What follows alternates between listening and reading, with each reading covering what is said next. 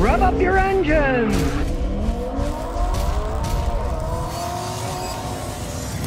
Well, here's an interesting email from an ex-worker at GM, right?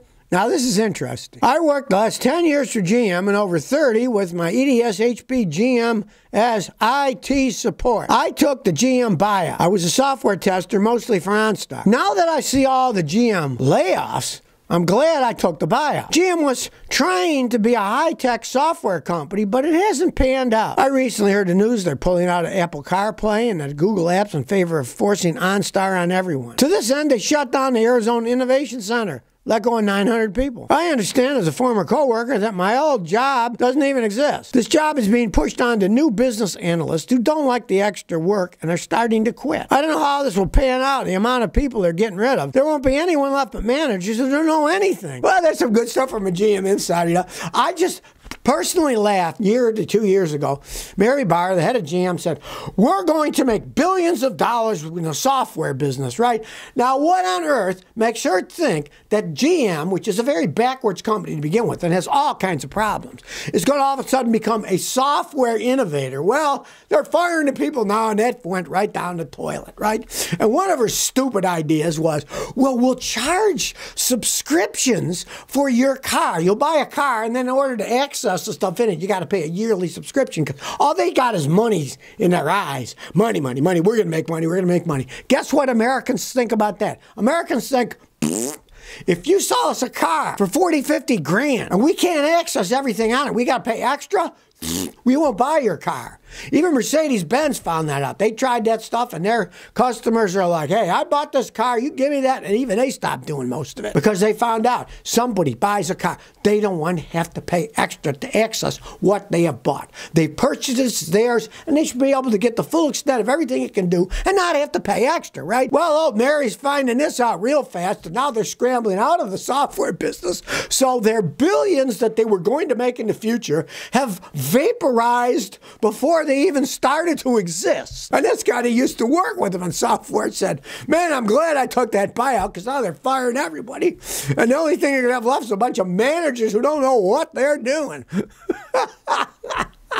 That company's messed up. There's no ifs, ands, or buts about it. I mean, their big push for, oh, we're going to be the EV company. Everybody buys EVs, right? Nobody's buying their EVs. Hardly anybody. I love that I get something like this from an insider, you know? Hey, anybody that's worked there, that's done stuff like that, tell me what your experience was so I can share with the rest of the world so you can see what's actually going on from people who were there and saw the handwriting on the wall, and then they decided, yep, I think I'll take the buyout. Doesn't look like this company's long for my position in it, because they're not going to be making money in software. It's not a software company. Well, you think it's bad in the United States with electric vehicles being pushed by the government. Listen what's happening in Canada. Canada's Department of Natural Resources spent $76.1 million to evaluate the reliability of electric vehicles in Canadian winters, just to find the study to be inconclusive.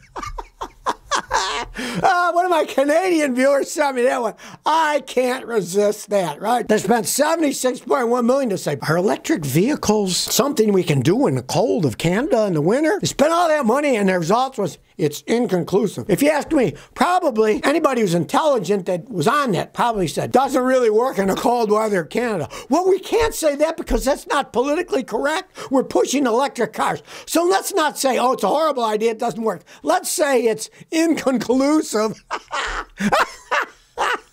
Although they probably said it's inconclusive. Listen to this. It's hilarious because even they are worried about the wokeness of Canada. Canada's Department of Natural Resources spent $76.1 million just to find the study to be inconclusive. It warned of a potential negative unintended outcome from liberal EV mandates. Yeah, like I said, you know, that's why they said inconclusive.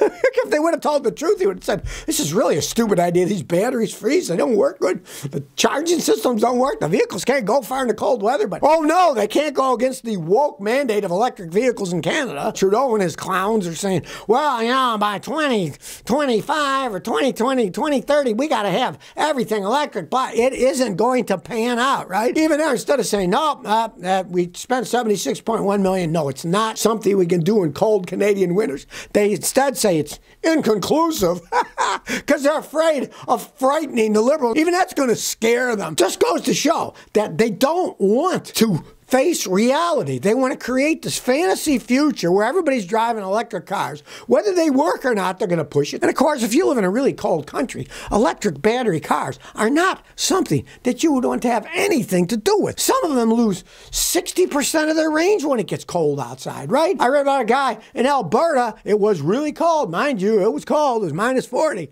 And he got 18 kilometers and he was half gone of his power. And that's like 10 miles or something, right? So he had to quick go back. Luckily, he made it back home, right? He couldn't even been straight to go back home. So, you know, a 20-mile round trip was it for that car when it's that cold outside. Come on now, you know, let's face reality. Now live in this fantasy world. It's bad enough they spent $76 million to become inconclusive.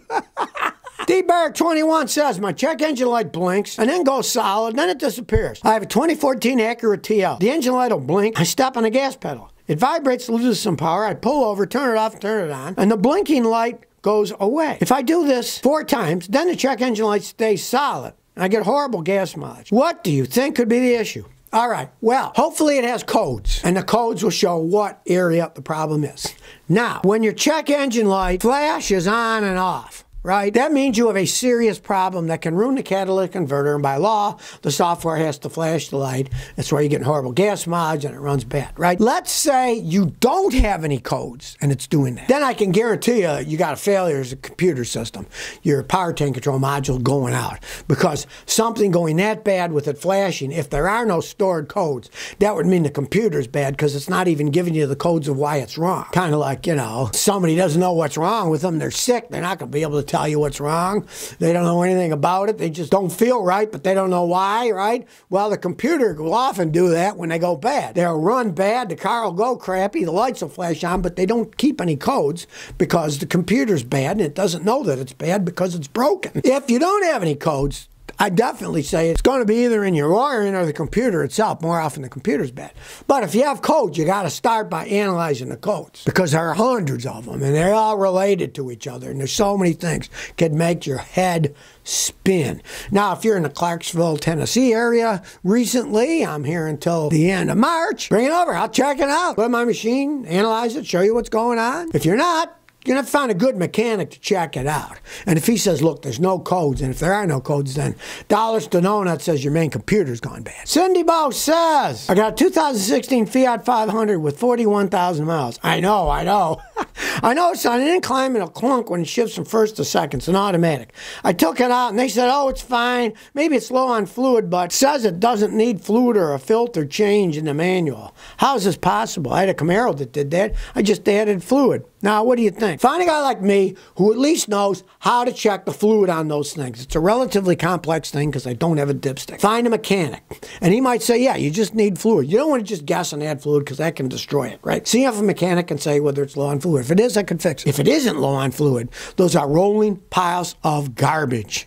I had a customer with one at 25,000 miles. The tranny blew up. They are horrendous vehicles when they have automatic transmissions, right? Now, I had a customer with one with a standard, had 150,000. She took care of it. She was a mechanic herself on motorcycles, and she really took care of the Fiat 500, and it was a manual transmission. She liked it, right? But you got an automatic, and that's one of the worst vehicles ever made, is a Fiat 500 with an automatic transmission. And if it isn't low on fluid, pray it is, but if it isn't, it's starting to go out. And I mean, what the heck? You're not going to get anything for it. Nobody here wants those things, right? So you might as well just keep driving and baby it. Since you say it does it between first and second gear, baby it when you take off in first gear, and then when you get into second gear, go a little harder. Because it's always second that wears out, the first to second shift that wears out. And if you baby it, I had a car like that I babied for years. And I'd know, hey, first to second, I'd baby it. Sometimes I'd even start off in second gear. If you know how to drive, you can do that. And then if it didn't have any problems, but you have an automatic, and you can't do that. I had a standard transmission that had a problem between first and second. With an automatic,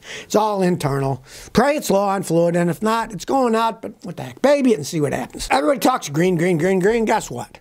The world's coal-fired power generation hit a record high in 2023. More electricity than ever was generated from coal-fired plants, right? And guess what? It's all because of the Asians are going wild with it. They have coal, and they're making coal-fired generating plants. They're not going to stop either. Like China's trying to pretend, oh, they're green. Look, we put solar panels, they say, and wind stuff, blah, blah, blah, blah. The majority of their stuff is still made by coal. They have a tremendous amount of coal in China, right? And they're going to use it because they have it, and they're going to generate electricity with it. Then they'll put up some smoke screen of, oh, look, we're green. We got solar panels there and a Gobi Desert and blah, blah, blah, right? The three top coal producers in the world, which happen to be China, India, and Indonesia, they're boosting the production of coal. Coal usage in the United States and Europe, that's declined 20% in 2023. So ours is basically going down. These Asian countries, it's going to sky high. Coal, they got a lot of it. It's cheap, right? It's a proven technology. I mean, they've been using it for hundreds of years. So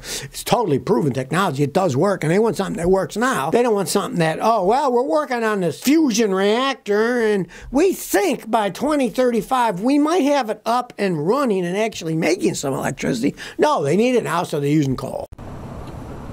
So if you never want to miss another one of my new car repair videos, remember to ring that bell.